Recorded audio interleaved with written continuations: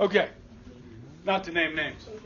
All right. So, again, just real quick for those of you that are watching at home, these are the most recent percentage of Americans that were eligible to vote that voted in the previous presidential elections. Okay, so we're going to look at why people vote. So, if you say on average 55% of the American people that are eligible vote, let's look at this is about 110 million people right now, okay?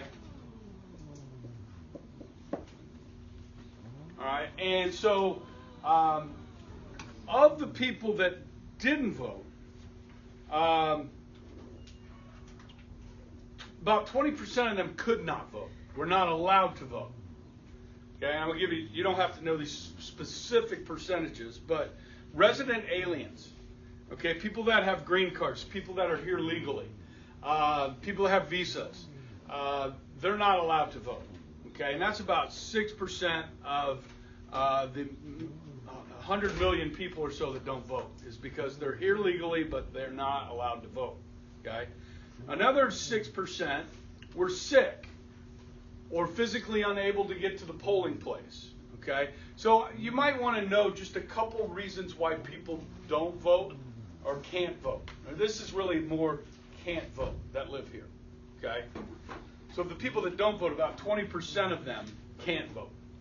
Okay, and that's resident aliens, sick, physically unable to vote on that day. You might be in the hospital, you might be sick, that sort of thing. About 3% on election day were traveling and didn't get an absentee ballot. And we've talked about that a little bit in here as far as, how you go about that. All you have to do is, Google it. Absentee ballot, Kansas. They'll take it to the Secretary of State's office. They'll give you a form to fill out. They'll send you a ballot. Okay? 3. They were traveling and didn't get an absentee ballot. 3%, another 3% were convicted of a felony and could not vote, or were in jail at that time. When we talked about the mentally ill or mentally disabled, that's about 1.5%. 1.5%. Not a massive number. And then 1/2 of 1% did not vote or could not vote because of religious reasons. What does that mean? Like what? Like Jehovah's Witnesses. They don't vote.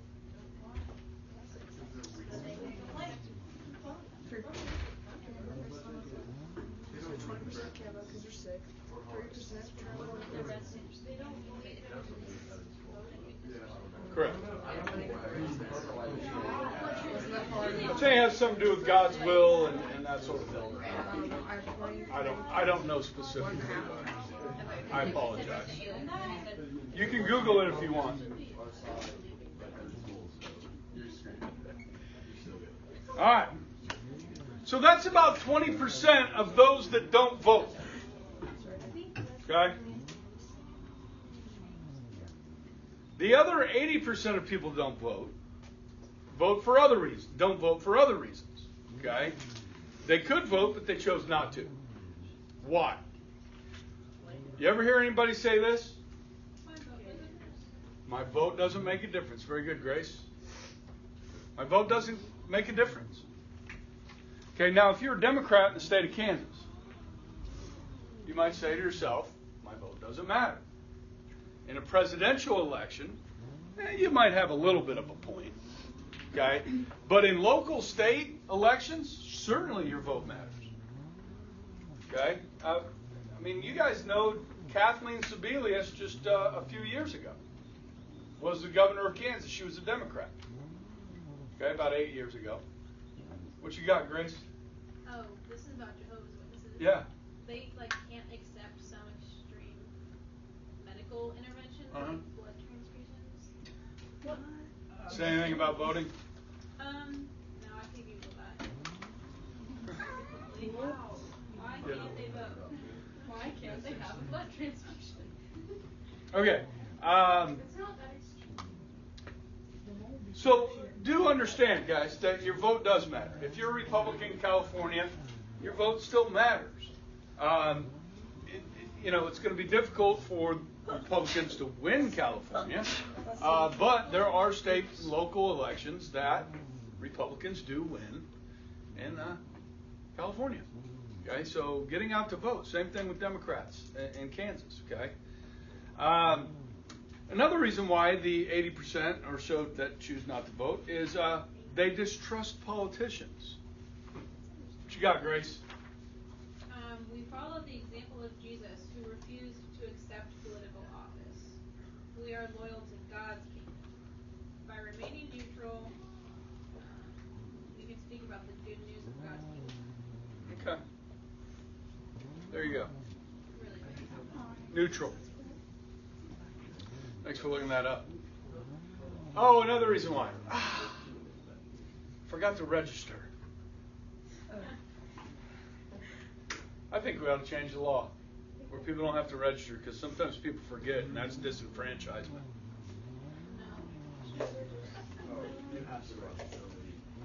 Thank you for getting my, what's the word I'm looking for?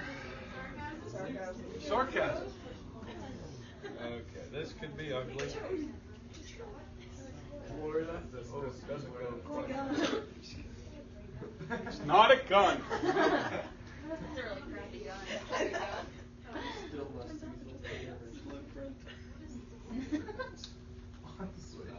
That's pretty good. Good job. What is it?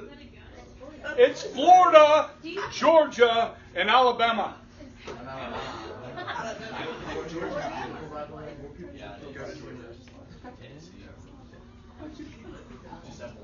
Okay. Country music fans? Depends. Okay. So, in Florida, this is the Central Time Zone. This is the Eastern Time Zone. Okay? There's a river that runs down here that separates the East and West Time Zone, or the Central and East Time Zone. Anybody know the name of that river right there? Way down south on the Chattahoochee. Way down yonder. Sorry, yonder on the Chattahoochee, right? Yeah, yonder. Sorry, I'm not a country music fan, but I do know that song. This is the Chattahoochee. Okay, so on election day, okay, the polls close at 7 o'clock Eastern Time Zone over here. The polls are still open here for another hour. Now, this part of Florida, okay, is recognized by people that live there as LA, Lower Alabama, okay, or the Redneck Riviera, okay, beautiful beaches, okay, and you got pine trees, pine trees, pine trees, pine trees, beautiful beaches, okay. Now, the people in LA are very conservative, okay. The people down here are from New York and Chicago. They're snowbirds that moved down here. Okay? So this part of Florida is very diverse. Okay?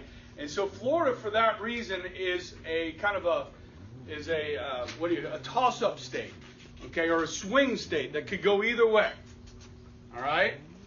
And so it's important to wait for these people to vote. In the year 2000, in the election, CNN called Florida for Al Gore. Al Gore. At 7 o'clock Eastern. While people were still waiting in line up there in the Panhandle. Okay? George Bush was running against Al Gore. Now the governor, what's the capital of Florida? Tallahassee. The governor of Florida in 2000 was a man named Jeb Bush. Okay? I actually worked on Jeb Bush's campaign in his first attempt to win the governor of Florida. Okay? That was way back in like 1986. And he ran against Walkin Lawton Childs, who was the Democrat. Okay? And lost his first 2 tries at winning the governorship of Florida. Okay? But third time was the charm for Jeb. Now, Bush goes on television, or his people, he says, look, we're not conceding Florida. There's still people voting in the Panhandle. We're not conceding the state. And so CNN ended up getting it wrong. Now, Florida had all kinds of issues that year in 2000 with the ballots they were using. They were using these little punch cards. So you go in, and they're like little chads. So you poke a hole in it. It's like perforated. You know what I'm talking about? And you poke a little hole in it, and the chad falls off, and that's your vote. You run through a machine. It reads it like a Scantron. Following me? The problem with these ballots is that some of the chads that were punctured did not go all the way through. Some of the chads were hanging chads. Like, it was still dangling. So does that count as a vote? Or then you had what were called dimpled chads, which maybe it was an old person that meant to push that, but it didn't go all the way through. It didn't push hard enough. So do you count the dimpled chad as a vote? So they were doing this recount in Broward County down in South Florida, where you had these poll workers holding these ballots up the light to see if that was a dimpled chad or what have you. Okay, and it all got kind of silly. Next thing you know, there's a lawsuit. I mean, we're talking like that next day, there's a lawsuit, and it's Gore versus Bush, okay, and the Florida Supreme Court calls for a statewide recount. And then Bush appealed that decision to the U.S. Supreme Court, and the U.S. Supreme Court said, you need to do a recount, I think, of Broward County, I believe it was, and then that's it. Once you're done with that, tally the votes, and then make it official. Okay, when that was all said and done, Gore did not win Florida. Bush did, and Bush won the presidency. Okay, it was crazy. That morning, when we used to have a newspaper called the Wichita Eagle that was printed in Wichita, okay, because you know it's printed in Kansas City now. Yes. Okay, so they have deadline like it's 7 o'clock or something like that. So great getting any news in the evening, right? So anyhow, they published 3 different front pages that night. So when I got my paper out east, where I live, and I got to school the next morning, they were different headlines on the newspapers. They had actually 3 different headlines, okay, because it went deep into the night. Okay, this is called time zone fallout. Time zone fallout. That's another reason why people don't vote. So if you live on the West Coast, for instance, and you live in California, okay, and they're 3 hours behind the East Coast? So if you live in California and you're on one of those highways that's just clogged with cars, huge traffic jam, and you're thinking it's Tuesday, you're going to vote, and you hear on the radio, okay, that the candidate that you were for or against was winning all the states in the East, and you're like, why should I even go vote? It's already over. Time zone fallout. So sometimes people will make that decision based on earlier states and how they go, and they won't go vote. So that's another reason why people choose not to vote. That was a long story to tell you that, but that is pretty interesting there. I went to college in here, in a place called Marianna, Florida. Okay, little redneck town. Okay, and then I went to college in another town up here called Americus, Georgia. My last 2 years. All right. You couldn't tell from my accent, though, could you? I sound just like you people. Wichitans. Bad weather. Bad weather. It's November, right? What if there's a snowstorm or it's sleeting? Now, it's kind of interesting. One of the two parties enjoys or hopes for bad weather on election day. Think about it for a second. Which party would want bad weather on election day? Republicans. Okay? Well, think about the cities. Okay? So if you live in the city, okay, you know, a lot of people will walk to the polling place or take a cab or something like that. You may not want to go outside. If, say, there's a blizzard in Cleveland, Ohio, which is, you know, very Democratic, and you're counting all the votes in Ohio, but the people in the rural areas, I mean, they're used to getting out, you know, in this stuff and driving and so forth.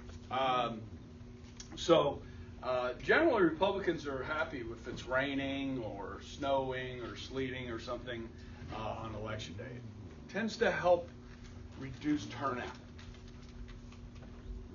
Okay. All right. And some people are just happy with the way things are, oblivious to what's going on in the world, which I'm sad to report will be some of you one day.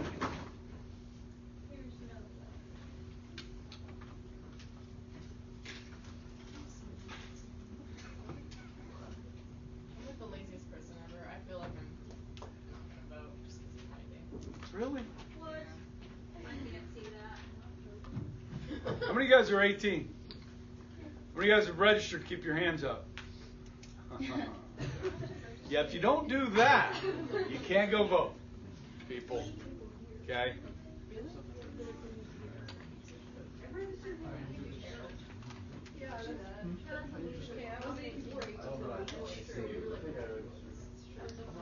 All right. Let's talk about why people do vote. Why people do vote. Okay? The number one reason why people vote, there's a term for it, and it's called political efficacy. Efficacy. Let me spell it for you. E-F-F-I-C-A-C-Y.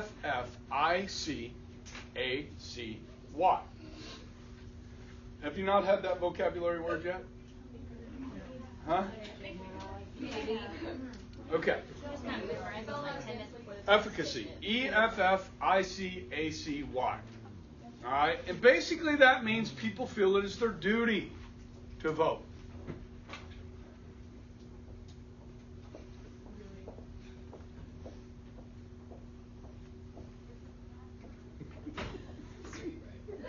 You're better than this. I know, it's awful.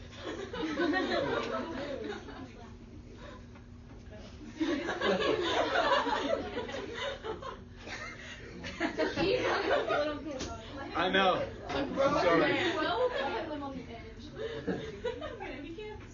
All right. Somebody say it. No. Duty. He said duty. Okay. Competition. If it looks like it's going to be a close election, more people tend to vote. Okay? Because people want to be part of that. They want to be part of that. It's like, hey, man, I'm going to get in on this. Okay? It's going to be competitive. Let's see who wins. I'm going to go vote. Okay? Now, that being said, let's look at briefly those that are more likely to vote. Okay? So, we're looking at voting behavior. Who's more likely to vote? And I've talked about this before. Old people vote. Okay? Old people vote. Married people vote. Now, of course, not all. You know what I mean. But more likely. Okay? The more educated you are, the more likely it is you will vote.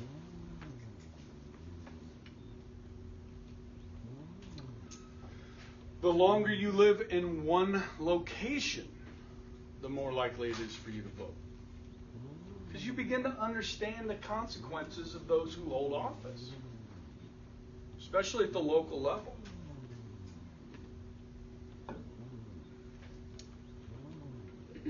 The closer you live to the polling place,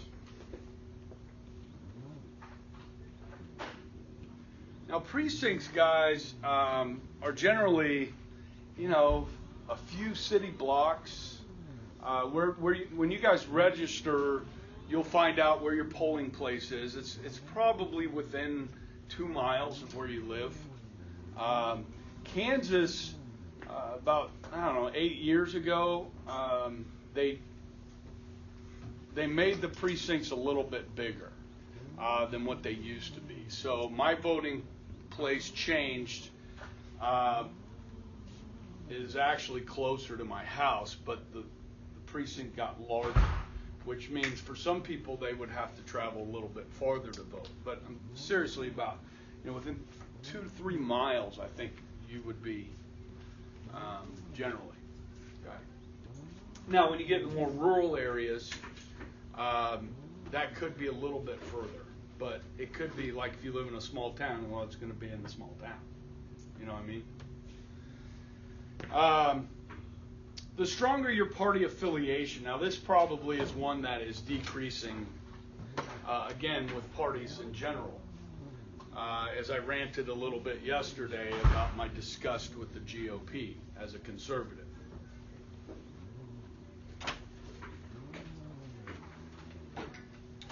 All right, so continuing with this trend, looking at voting behavior. Okay, we're going to look kind of demographics. You guys know what demographics are? The study of population. So we're going to look at how different populations of people tend to vote. Okay. That may have been the best Florida I've ever drawn. That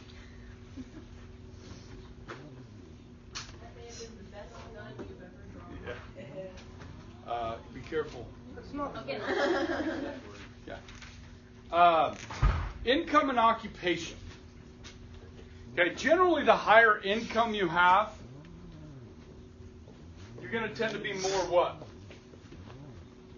Republican. Okay. Now, obviously, guys, there's exceptions to all of these. Okay, so obviously, like many of your Hollywood elite that make tons of money, many of them tend to be very liberal, right? So, I mean, there's Warren Buffett, who might be the richest man in the United States, is a Democrat. Okay, but as you look at the population as a whole, you tend to be a little bit more Republican if you make more money. Okay. Gender.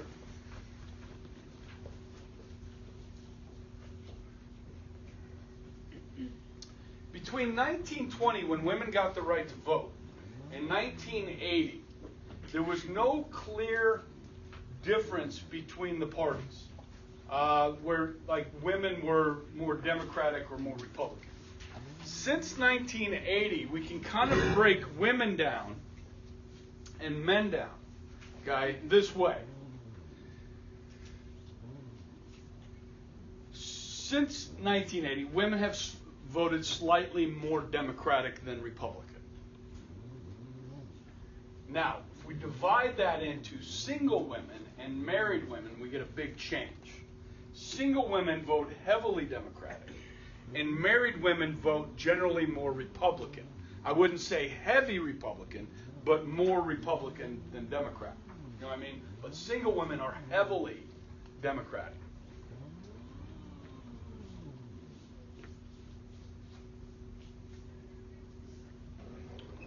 Age. Under 30.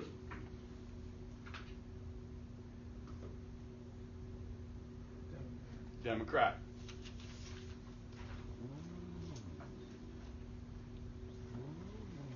$30 to 65. Republican. Why? You're in your peak earning years. You're making money, and you're paying taxes. Republicans tend to be for lower taxes, those sorts of things. Okay? You're raising kids. Republicans tend to be more that family values type platform. Okay? Although you wouldn't know it with this president, obviously, right? And, I think, some people on the left make fun of Republicans, especially evangelical Republicans like me, that might support the president with his behavior. It is pretty interesting when we watch that video on the Democratic and Republican parties how religious people flocked to Jimmy Carter, who was a Democrat. He was an evangelical Christian. He wore it on his sleeve. Talked about God. But then they switched when the Democratic Party switched on many of those issues. Okay, over 65, it's really kind of based on your income. So if you're on a fixed income, basically living off of Social Security, maybe a state pension, something like that, you're going to tend to be more Democratic. If you are independently wealthy, when you retire, you've saved and you're doing good, you're going to tend to be more Republican.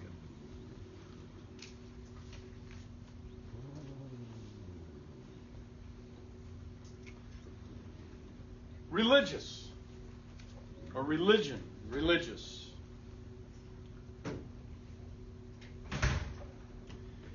So prior to 1980, and we're going to break down Catholics and Protestants here, okay? Prior to 1980s, Protestants tended to be very Republican. Catholics tended to be pretty Democratic. So if you were to talk to grandparents, chances are, certainly great-grandparents, would have been Democrats, Catholics, okay? Since 1980, what polling shows us is that basically it doesn't matter whether you're Catholic or Protestant. It depends on how religious you are. So Catholics that attend Mass every week tend to be more what? Republican. Okay. Now, does that mean that there are Catholics that attend Mass every week that are Democrats? Yeah, of course there are. Okay. But in a general way, now evangelical Christians tend to be heavily Republican.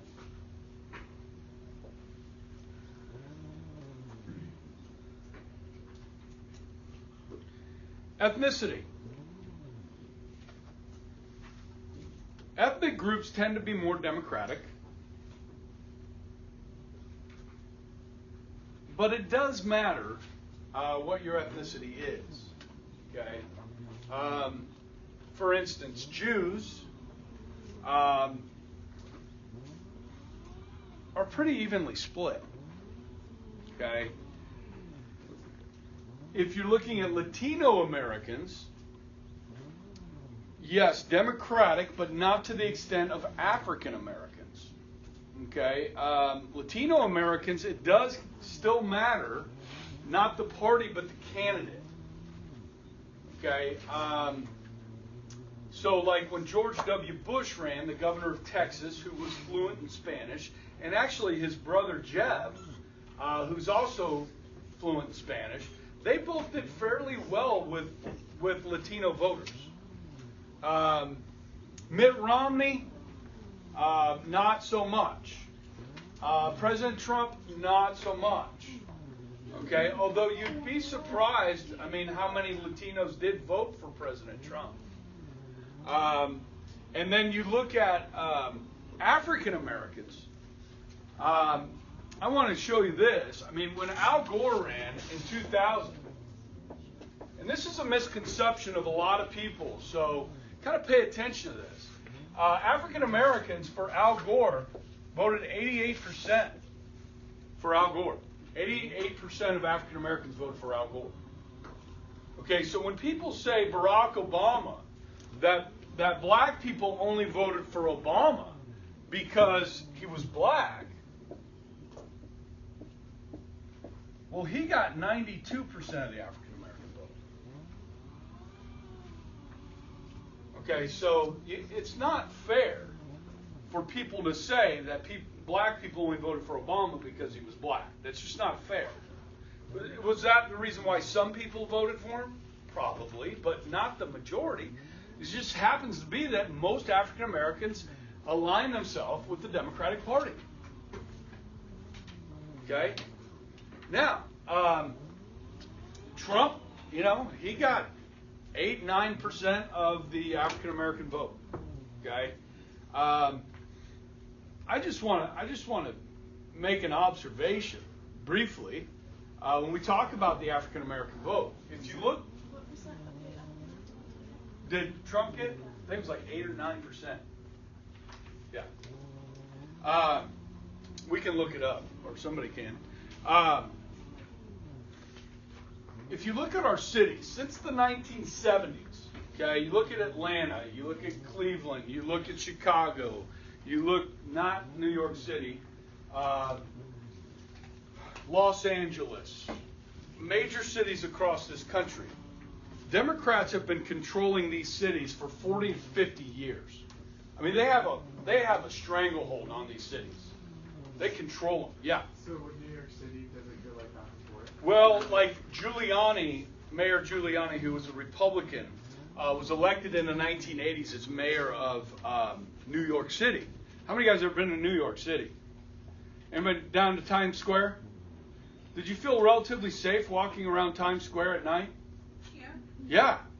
Okay, you can thank Mayor Giuliani for that, because if you went to Times Square in the early 80s and in the 70s, it wasn't a safe place to go. They had nudie bars, or, nudie places everywhere. They had, homeless people, muggings left and right down there. It was not a safe place to go. Giuliani cleaned that whole thing up. He zoned out those businesses. They changed the zoning. You guys know what zoning laws are, right? Where you can't build certain establishments, and so forth.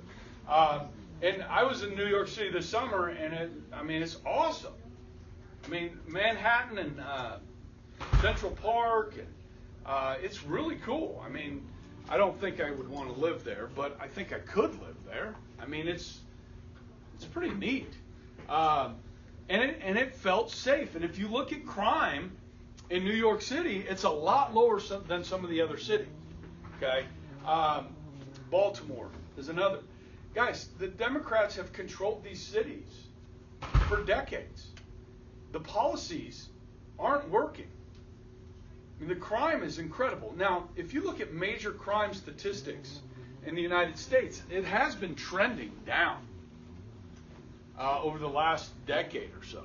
Okay, violent crimes. I hope we can keep that going. But if you you look at Chicago and Baltimore, New Orleans. These places are the murder capitals of the United States. And, you might look at changing. Hey, take a chance. Vote for somebody else. See what happens. Yeah. My brother's in Chicago. Uh-huh. And across the street, he actually witnessed a guy get shot. Oof.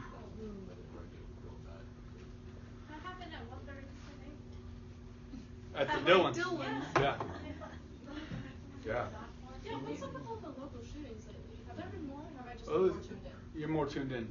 Okay. 'Cause Yeah. I've noticing a lot lately. It's really kind of over by my house. There's a lot, and then over by Wichita State. Oh yeah. It's like not a good area.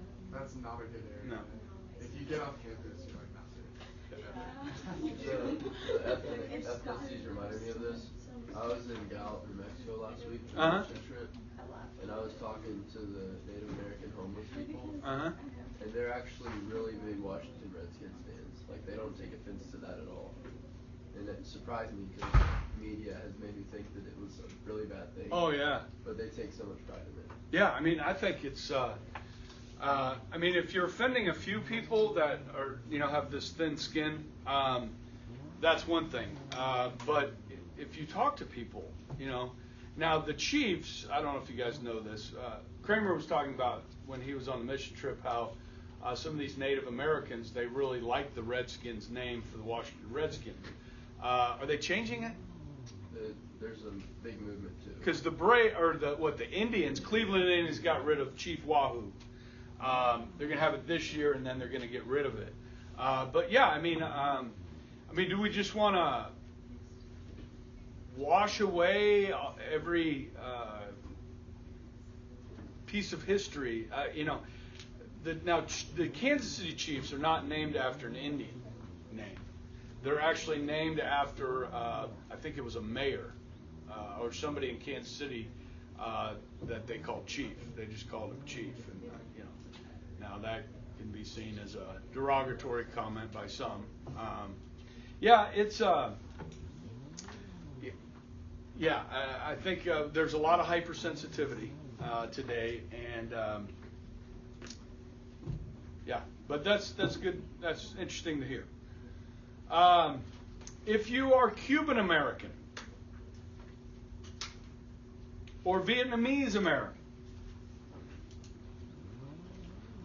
you probably escaped from what? Communism. Now, which party has been more anti-communist over the decades? The Republican Party. So Cuban Americans, a lot that live in South Florida, okay, tend to vote pretty Republican. So it does matter your ethnicity. As far as Middle Eastern Americans, people from Haiti, people from Puerto Rico. I mean, it's different for everybody. But Latinos do tend to vote more Democratic. We'll just kind of see. I think said they're focused on the candidate. So a lot of times, yeah. Now, I mean, guys, we're changing rapidly as a nation, population-wise, with immigration. I don't know if you realize this, how much immigration we've had over the last 15 years. Okay? There are a lot of first-generation Americans right now. First and second. I mean, brand new Americans. And so I think the Republican Party probably needs to do a better job at reaching out and selling their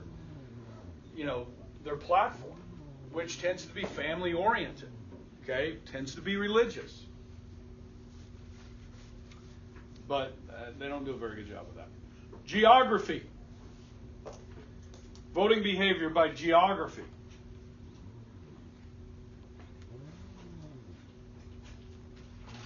Red states and blue states. Okay, so we look at the map over here. It's not going to turn because it's got this 45 seconds. Okay, real quick. You got the left coast, right? It must be something in the water, and the east coast here, and the Great Lakes. Okay, and then you got kind of the heartland. Okay, so geographically, the coasts tend to be more democratic, and but you guys know there's more Republicans in California than there are in Kansas, right? Right. All right. Hey, good job. Tomorrow I'm going to have something interesting. Not that wasn't. Like, comment, and subscribe.